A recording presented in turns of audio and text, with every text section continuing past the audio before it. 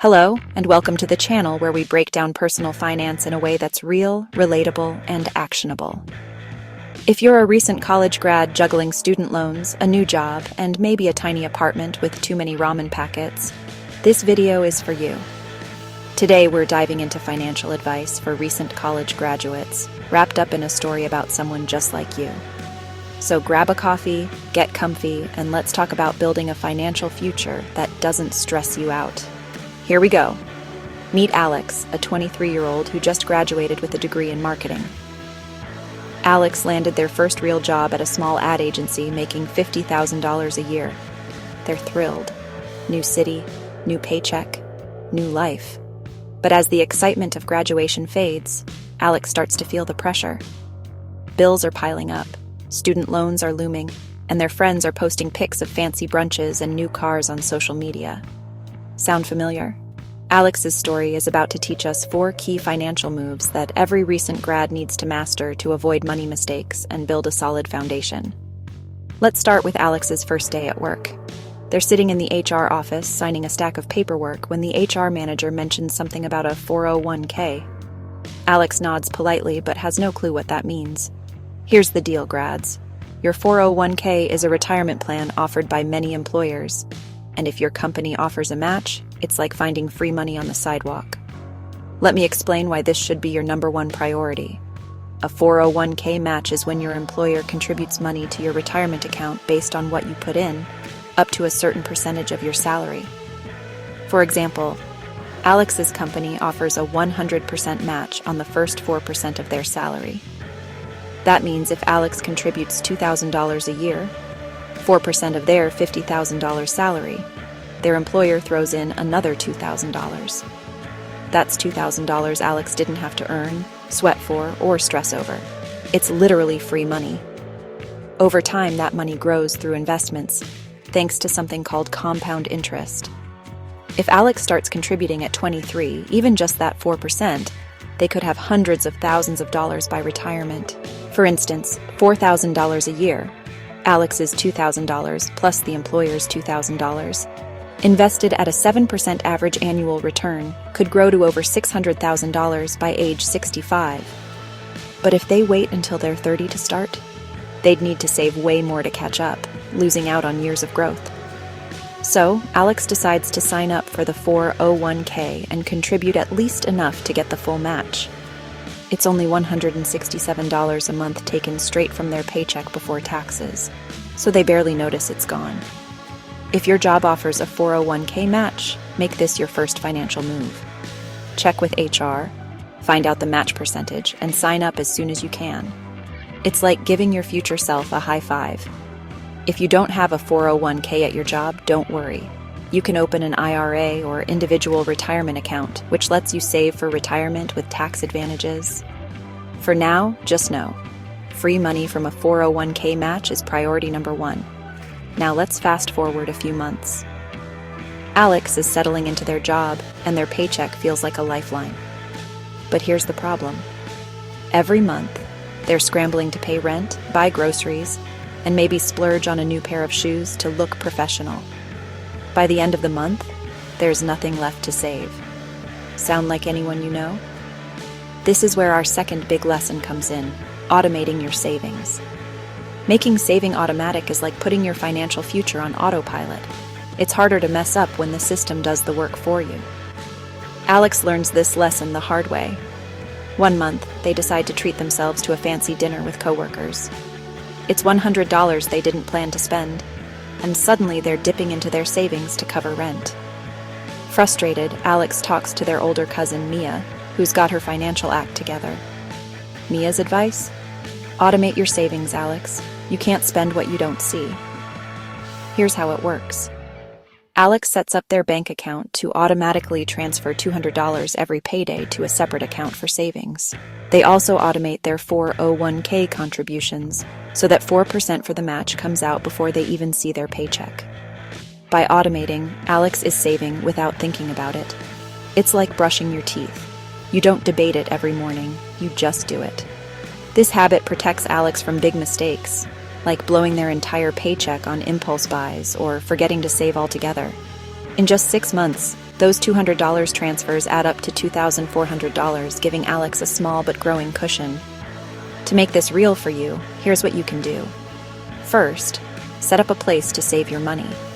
Online banks often offer better interest rates than traditional ones, sometimes 4% or more annually. Then, set up an automatic transfer from your checking account to your savings the day after payday. Even $50 a paycheck adds up to $1,200 a year. If your job offers direct deposit, you can split your paycheck so part goes to savings automatically. The key is to make saving a non-negotiable habit.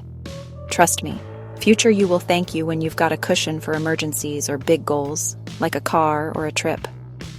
Okay, let's talk about Alex's next challenge, the pressure to keep up with the Joneses. You know what I'm talking about. Those Instagram posts of your friends in designer clothes, driving shiny new cars, or vacationing in places you can't pronounce. Alex feels it too. Their coworker, Jake, just leased a sleek SUV, and suddenly Alex is wondering if their beat-up 2010 Honda looks unprofessional. Then there's the temptation to get a new credit card to build credit, and maybe buy a new wardrobe to fit in at the agency. Big mistake alert. Here's the third lesson. Avoid spending to appear rich, and whatever you do, do not rack up credit card debt.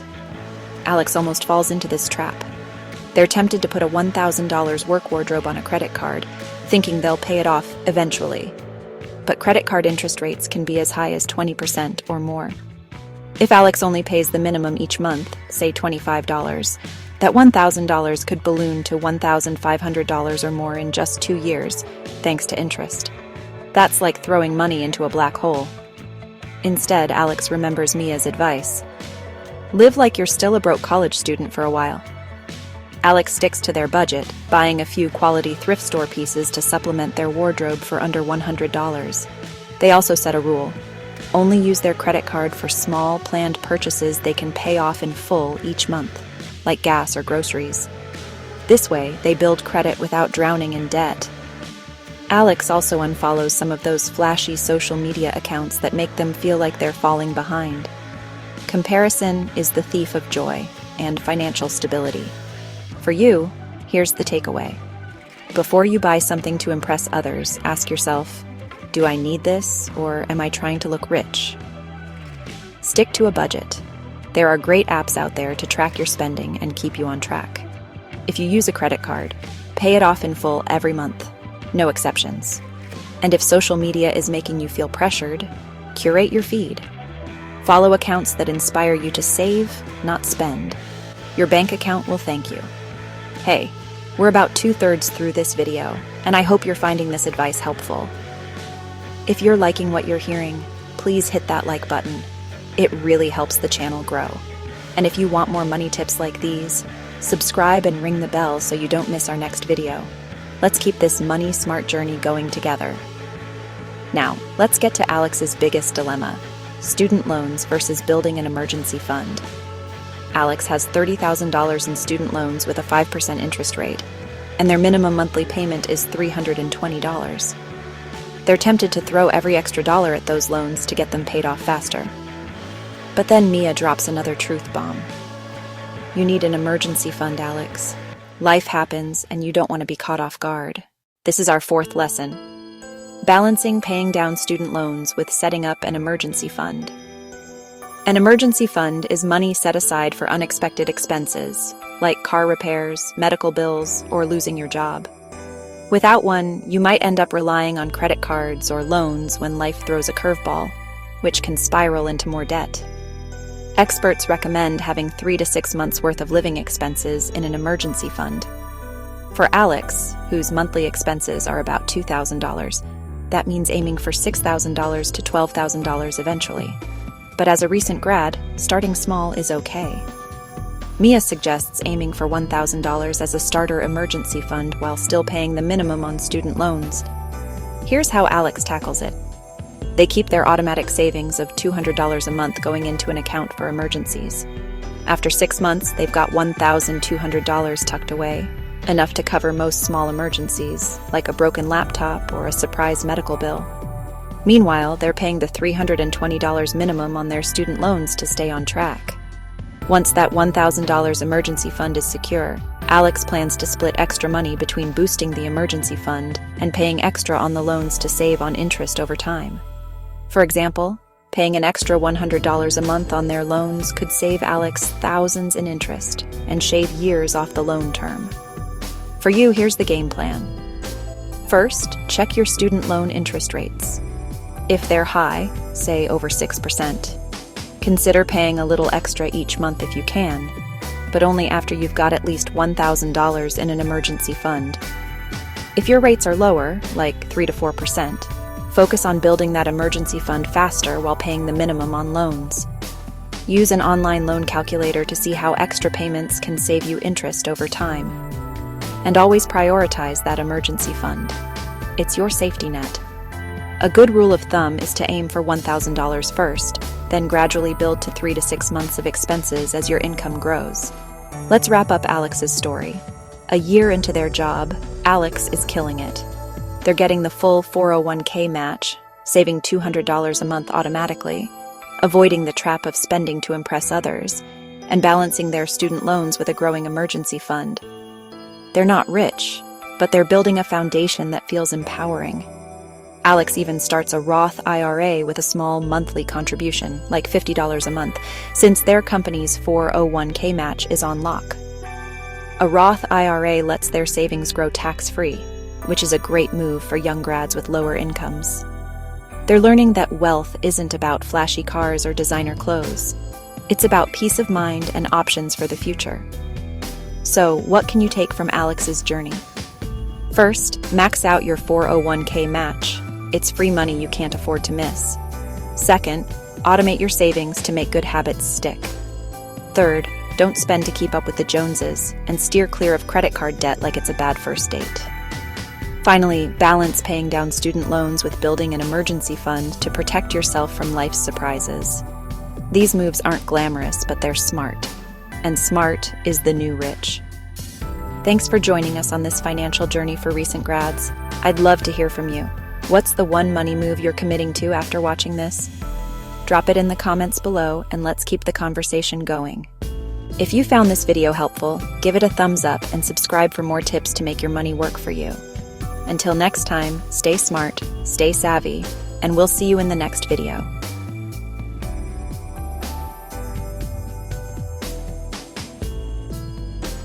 You take from Alex's journey. First, max out your 401k match. It's free money you can't afford to miss. Second, automate your savings to make good habits stick.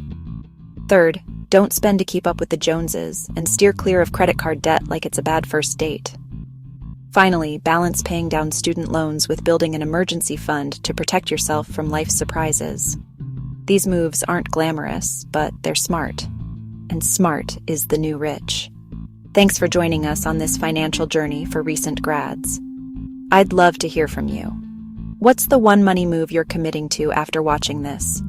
Drop it in the comments below and let's keep the conversation going. If you found this video helpful, give it a thumbs up and subscribe for more tips to make your money work for you. Until next time, stay smart, stay savvy, and we'll see you in the next video.